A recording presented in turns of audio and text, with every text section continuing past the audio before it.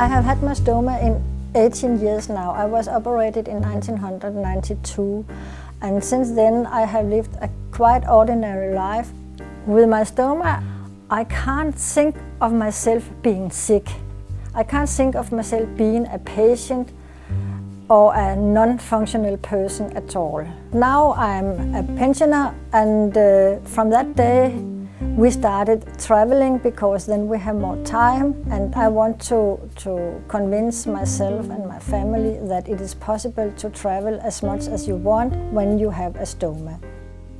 When I go out, I want people to see me as a person and not as a patient, because I am not a patient anymore. For many people, I think it is a taboo that they're not open about it. I mean, it should be a natural thing to tell people that you have a stoma. My hope is that it will be normal as wearing glasses or a hearing aid or whatever. So I mean, if we could be more free, talk more freely about having a stoma, it would be a great help to many people, I think.